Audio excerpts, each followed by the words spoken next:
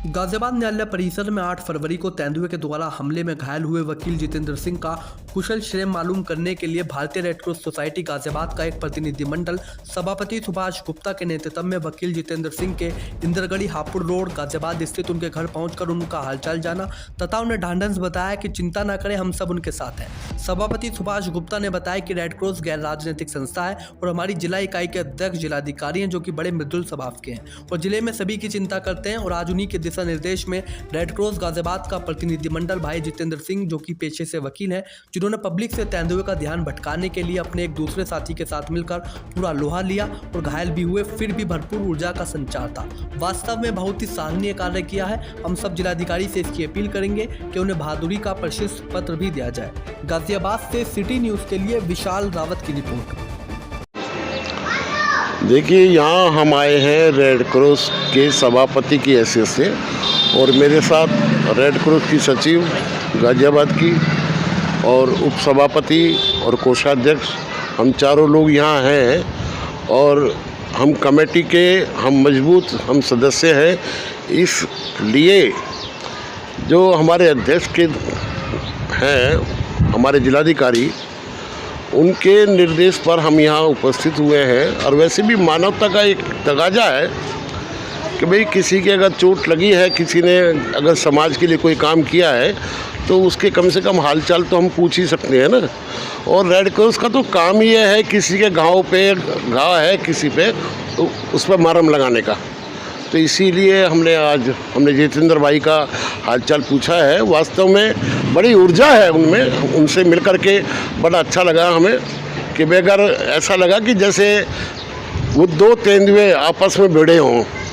क्योंकि जैसा उन्होंने कहा अभी, वास्तव में बहुत अच्छी बात कही उन्होंने कि भाई अगर वो नहीं होते तो प्रमोद जी के चोट लगती बहुत ज़्यादा, प्रमोद जी नहीं होते तो इनके और ज़्यादा चोट लगती, और अगर ये दोनों ना होते तो और आम पब्लिक के का और ज़्यादा नुकसान हो सकता था और ज़्यादा लोग घायल हो सकते थे। आप उनसे मिले तो स्वास्थ्य किस तरह का स्वास्थ्य बातें आपकी हुई? हाँ, लग रहा है कि भी इम्प्रूवमेंट हो रहा है और हमने उनसे यही कहा है कि भाई आप ईश्वर में आप विश्वास रखें, सब कुछ ठीक होगा। क्या नाम है आपका? जितेंद्र सिंह। जितेंद्र जी, बीते बुधवार को न्यायालय में तेंदुआ आया था, काफ़ी अधिवक्ताओं को उसने जख्मी किया, आप भी उसमें से शामिल थे जी। उस दिन क्या हुआ था? तो सर, ये करीब 3:30 बजे की बात है, दोपहर में। तीसरी मंजिल पे थे हम, कोर्ट की पुरानी बिल्डिंग में अपना काम कर रहे थे। तो 3rd फ्लोर पे जो तेंदुआ था वो सीढ़ियों से उतरा और कोर्ट का एक स्टाफ है उसके पीछे भागा। तो उस स्टाफ ने अपने आप को जो है कमरे में बंद करके अपनी जान बचाई। हम उस समय वहीं मौजूद थे जब वो उतर के उसकी तरफ भागा था। फिर वो उसके पीछे भागने के बाद हमारे पीछे भागा। हम लोगों ने भी उस समय के लिए तो जो है DC जज साहब का ऑफिस है जो, हम लोगों ने उसमें जो है घुस के अपनी जान बचाई। हमने दरवाज़ा बंद कर लिया। लेकिन उसके 2 मिनट बाद ही हमारे मोबाइल पे व्हाट्सएप पे जो एक मोची जो काम करता है, पॉलिश कर रहा था जो, उसकी फ़ोटो आई और तेंदुए ने जो है उसको कान उसका काट दिया, बुरी तरह जख्मी किया। उसकी फ़ोटो देखने के बाद फिर हमें ये लगा कि जो लोग तेंदुए से वाकिफ़ हैं कि तेंदुआ घूम रहा है कोर्ट में, उन लोगों ने तो अपनी जान बचा लेंगे अपने आप को बंद करके। लेकिन जो लोग अवेयर नहीं है, जानकारी नहीं है, जिनको तेंदुआ घूम रहा है और ना जाने ये इतना ख़तरनाक जानवर किस तरीके से कितने लोगों पे वार करे, किसी की जान भी ले सकता है, तो कुछ हमें करना चाहिए उसके लिए। तो वहाँ कोर्ट रूम के बराबर में ही जो है लिफ्ट के बराबर में कुछ स्क्रैप का सामान पड़ा था पुराना, जहाँ कोर्ट का पुराना सामान, लोहे की अलमारी और कुछ लोहे का वैसा सामान जंग लगा हुआ पड़ा रहता है। वहाँ गए हम, वहाँ जाके हमने देखा तो एक फावड़ा रखा हुआ था। तो वो फावड़ा लेने का मकसद कोई ये नहीं था कि मैं कोई उस तेंदुए से ज़्यादा बलशाली हूँ या मुझे कोई अपना हीरोगिरी दिखाने का शौक़ है। सिर्फ मेरा ये था कि अगर वो तेंदुए ने किसी को दबोच रखा होगा, किसी पे हमला कर रखा होगा, तो हो सकता है मेरे प्रयास से किसी की जान बच जाए। तो फावड़ा लेके फिर तीसरी मंजिल पे पूरे में, फिर 2nd फ्लोर पे, फिर 1st फ्लोर पे मैं आया और तब तक कम से कम 8-9 लोगों को वो घायल कर चुका था। जब 1st फ्लोर पे CJM कोर्ट के सामने हम आए तो हमारे एक साथी वकील हैं प्रमोद तंवर जी, उनका मुझे साथ मिला, हम और वो दोनों। जब डिस्ट्रिक्ट जज साहब के जो है कोर्ट के बाहर की तरफ हम गए, देखा हमने तो तेंदुआ वहाँ बैठा था। वो देख के हम लोगों को हमारी तरफ जो है उसने लपका और प्रमोद तंवर जी पे उसने वार किया। तब मैंने जो है तेंदुआ की गर्दन पे प्रहार किया फावड़े से जोरदार, और वो तेंदुआ जो है प्रमोद जी को छोड़ के मेरे पर चिपट गया। उसने मेरे सिर पे जो है पंजों से वार किया और मेरा जो ये हाथ है, उल्टा हाथ मेरा, वो पूरा जबड़ा जो है जबड़े से उसने दबोच लिया। प्रमोद जी ने तब उसको लाठियाँ मारी तो मैं बच पाया, और मैं उनको जो है जो दबोच रखा था मैंने फावड़ा मारा। तो हम दोनों ने संघर्ष किया, जिसकी वजह से हम दोनों ने एक दूसरे की जान बचाई।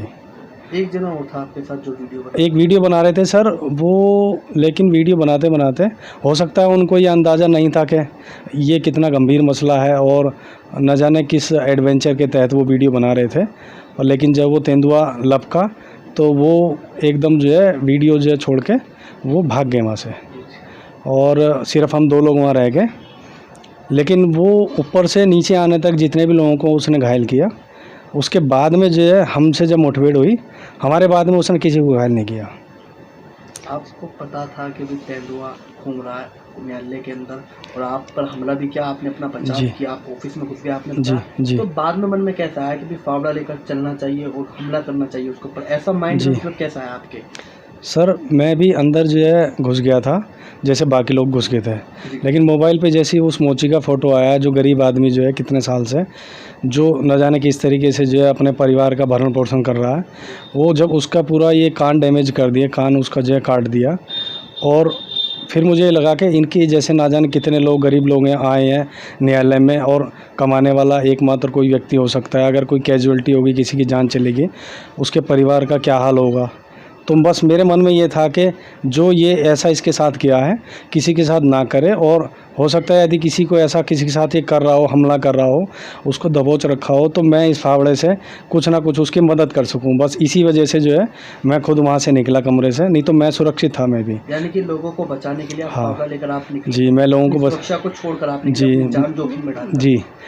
कुछ अधिवक्ताओं का जितेंद्र जी ये कहना है, आपको पता होने के बावजूद भी 3 लोग आप फावड़ा लेकर निकले, कहीं ना कहीं पागलपंती थी। जी, क्या कुछ कहिए?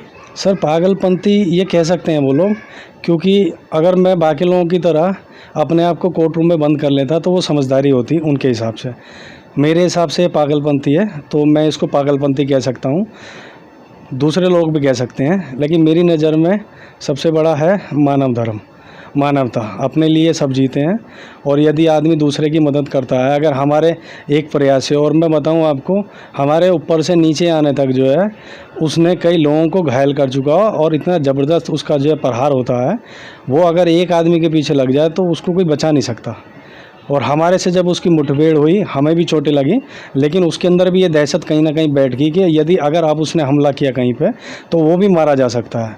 आप देखेंगे उसके बाद वो नीचे गैलरी में होता हुआ ग्राउंड फ्लोर पे चला गया और जीने के नीचे बैठा रहा, और ये करीब 4 बजे की बात है, और शाम 7 बजे तक भी जब टीम आई है वो वहीं बैठा रहा। नहीं तो 3 घंटे जब तक जो है रेस्क्यू टीम आई है, 3 घंटे में वो वहाँ ना बैठा रहता, ना जाने कितने लोगों को कैजुअलिटी करता। और कुछ लोग कह रहे हैं कि वो चैनल बंद कर दिया था, उसका चैनल जो बंद किया है गेट का, वो अपने आगे से बंद किया था। वो अगर जो है अपने पहले वाले प्रभाव में रहता, वो वापस भी जाता गैलरी के अंदर, ऊपर जाता जो है सीढ़ियों पे। फिर उस समय भी बहुत लोग जो है बंद थे। फिर अब आपका स्वास्थ्य कैसा है? सर पहले से काफ़ी आराम है। अभी 6 दिन तो मैं जब तक अस्पताल में रहा, सिर और हाथ में मेरे बहुत ही ज़्यादा दर्द रहा, और इतना मतलब भयंकर जो है घाव हैं ये।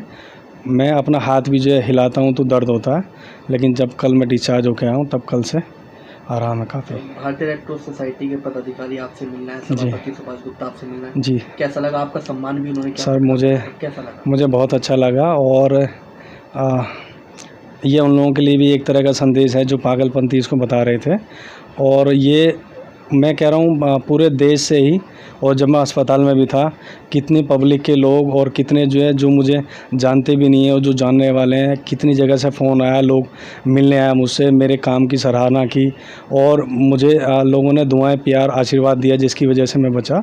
तो मेरे लिए यही बहुत बड़ी बात है, और मैं तो ये कहता हूँ अगर ये पागलपन कहें उसको कहते रहें, और अगर इस तरह फिर कभी जो है दोबारा समाज सेवा की मुझे अगर कभी मौका मिलेगा तो मैं ज़रूर करूँगा।